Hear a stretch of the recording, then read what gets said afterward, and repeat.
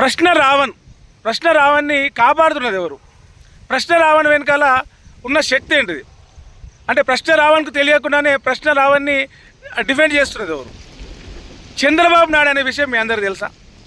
Arrest అయ్యి అదుపులోకి తీసుకున్న వెంటనే మేజిస్ట్రేట్కి అప్పగించిన వెంటనే బెయిల్ రావడం వెనకాల ఉన్న చెయ్యి ఎవరిది?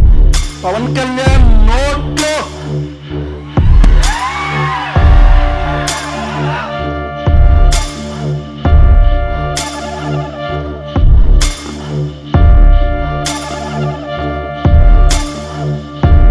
పవన్ కళ్యాణ్ గారు, I stand on my statements.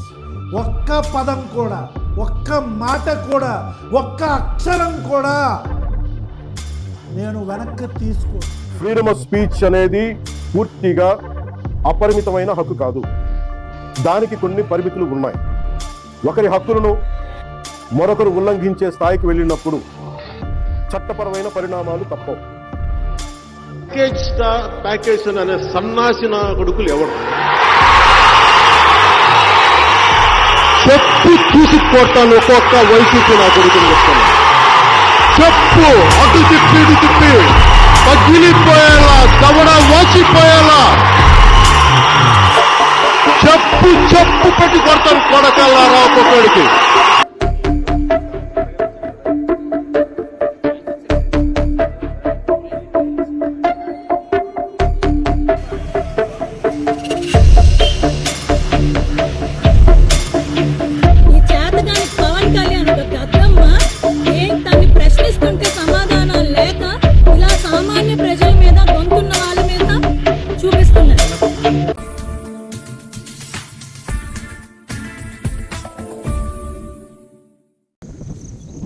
ప్రశ్న రావణ్, బచ్చలకూర జోసెఫ్ ఇప్పుడు 2 తెలుగు రాష్ట్రాలలో చర్చ జరుగుతున్న పేరు. అయితే AP deputy CM Pawan Kalyan మీద అనుచిత వ్యాఖ్యలు చేసిందని చెప్పేసి మొన్న జూన్ 28 తారీఖు నాడు కేసు నమోదవుతుంది. జూలై 1 తారీఖు నాడు ఆయనని పిఠాపురం పోలీసులు వచ్చి అరెస్ట్ చేసి తీసుకుపోతారు. తీసుకుపోయిన తర్వాత ఏం జరిగింది? 24 గంటల లోపల మ్యాజిస్ట్రేట్ ముందల సరెండర్ చేసిరు. వెంటనే అక్కడ బెయిల్ వచ్చింది. పిఠాపురం పోలీసులు మ్యాజిస్ట్రేట్ ముందల ఆయన హాజరుపరచగానే వెంటనే బెయిల్ వచ్చింది. బెయిల్ రాగానే ఏమైంది? సర్పవరం కాకినాడ పోలీసులు ఇంకో కేసు ఉందని చెప్పేసి వాళ్ళు అదుపులోకి తీసుకున్నారు. వాళ్ళు అదుపులోకి తీసుకొని మళ్ళా ఆయనను మ్యాజిస్ట్రేట్ ముందల అప్పచెప్పారు. వెంటనే మళ్ళీ ఇంకో బెయిల్ వచ్చింది. మళ్ళీ వెంటనే ఏలూరు పోలీసు వాళ్ళు వచ్చారు. ఏలూరు పోలీసు వాళ్ళు వచ్చి మా దగ్గర కేసు నమోదని చెప్పేసి ఆయనను అదుపులోకి తీసుకున్నారు. ఇట్లా వరుసగా రావణ్ మీద ఇప్పటి వరకు 4 కేసులలో పోలీసులు అదుపులోకి తీసుకున్నారు. మొత్తం 35 కేసులు రావణ్ మీద నమోదైనాయి. మరి ఈ విషయంలో పోలీసులు అదుపులోకి తీసుకోవడం, మ్యాజిస్ట్రేట్ ముందర అప్పచెప్పిన వెంటనే బెయిల్ రావడం, 3 సార్లు అప్పచెప్తే 3 సార్లు బెయిల్ వచ్చింది. మళ్ళీ ఇంకో కేసు మీద ఇప్పుడు రావణ్ని అదుపులోకి తీసుకున్నారు.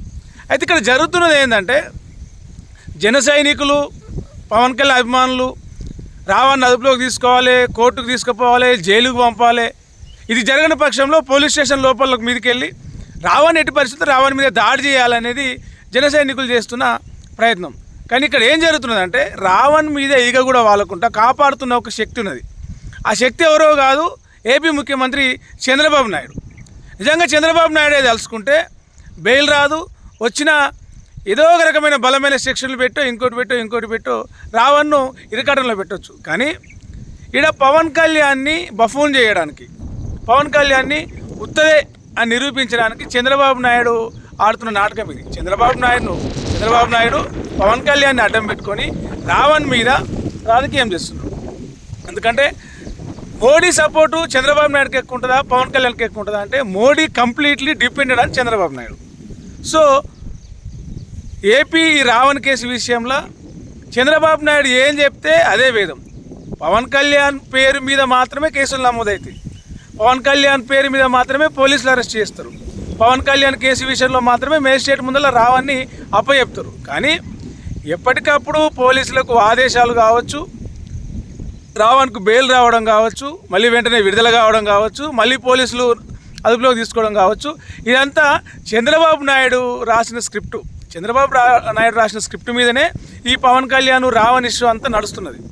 నిజంగా పవన్ కళ్యాణ్ మీద కోపంతో, రావణ్ మీద ప్రేమతో చంద్రబాబు నాయుడు రావణ్ను కాపాడుతున్నాడు అంటే అంత సీన్ లేదు.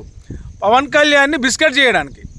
ఎందుకంటే నన్ను మించిన ఇది లేదు ఏపీకి, ఆది నేనే అంతం నేనే, ఎప్పుడు నేనే అని చెప్తారు కదా చంద్రబాబు నాయుడు. ఆ కోణంలో పవన్ కళ్యాణ్ని ఏం లేదు, ఒక డమ్మీలాగా ప్రూవ్ చేయడానికి. అంటే పవన్ కళ్యాణ్ జనసేన ఉత్తగానే రావణ్ మీద, దళితుల మీద కేసులు పెట్టి ఇచ్చేస్తున్నది అని చెప్పేసి పవన్ కళ్యాణ్ ఒక దళిత వ్యతిరేకిగా, దీనికి తోడు ఆయన ఒక దళిత క్రైస్తవ సభలో మాట్లాడుతూ ఒక ఊరిలో దళితులందరినీ, మాదిగ బిడ్డలందరినీ ఊరిలోంచి వెలేసిర్రు. అప్పుడు పవన్ కళ్యాణ్ ఏం చేసిండు? మాట్లాడకుండా ఆయన నోట్లో ఏం పెట్టుకున్నారని చెప్పేసి మాట్లాడిన ఒక మాటకి దాన్ని ప్రధానంగా చూపిస్తూ అది అనుచిత వ్యాఖ్యలు, ఒక డిప్యూటీ సీఎం ఇట్లా అంటారా, ఒక రాజ్యాంగబద్ధ పదవిలో ఉన్న వ్యక్తిని ఇట్లా అంటారా అని చెప్పేసి రావణ్ మీద కేసులు పెట్టి ఇచ్చేస్తున్నారు. సో ఇక్కడ చంద్రబాబు నాయుడు కంప్లీట్గా బీజేపీ కీటంలో ఉన్నప్పటికీ రేపు బయటకు వచ్చి నేను టీడీపీగానే చెప్పుకుంటాడు. నేను ఎక్కడ బీజేపీ అని, సనాతన ధర్మం అని, హిందూ ధర్మం అని చంద్రబాబు నాయుడు ఎక్కడ బొట్లు పెట్టుకొని, పెద్ద పెద్ద బొట్లు పెట్టుకొని, మెడల మాలలు వేసుకొని, కండువాలు వేసుకొని చేయలే.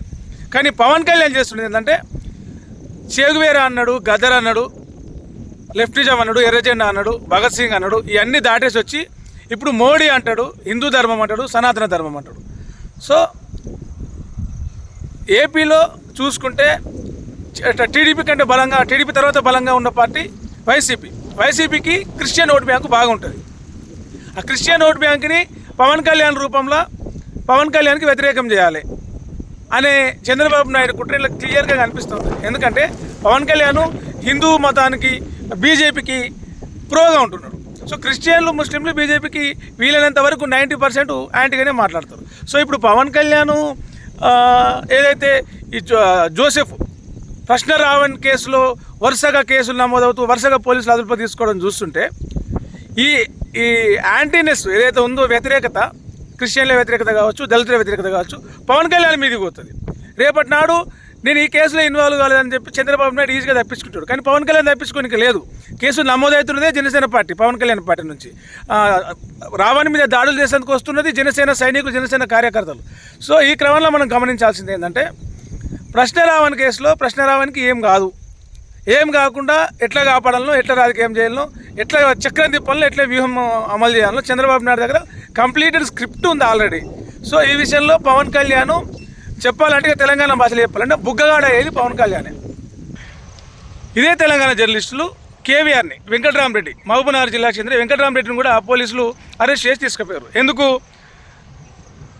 ఏపీ మంత్రి చంద్రబాబు నాయుడు కొడుకు లోకేష్ బాబు ఏదైతే రెడ్ బుక్ రాజ్యాంగం అని పెట్టిండో దాన్ని ఈయన ఎర్ర బుక్ రాజ్యాంగం అన్నాడు. దాన్ని వాళ్ళకు బూతు పదం యాడ్ చేసి విజయనగరం పోలీసులు వచ్చి, బొబ్బిలి పోలీసులు ఒక 2 నెలల క్రితం ఏప్రిల్ 18వ తారీఖు నాడు ప్రయత్నం చేస్తారు అరెస్ట్ చేయడానికి. ఆ రోజు కుదరదు. సేమ్ జూన్ 30, జూలై 1 తారీఖు నాడు అరెస్ట్ చేసి తీసుకొని పోతారు. ఇప్పటివరకు ఆయనకు బెయిల్ వచ్చింది, మళ్ళీ ఇంకో దగ్గర కేసు నమోదైంది, ఆయన అదుపులోనే ఉన్నాడు. ఇంకా విచారణ జరుగుతుంది. 15 రోజులు రిమాండ్ వస్తుంది వెంకటరామరెడ్డికి.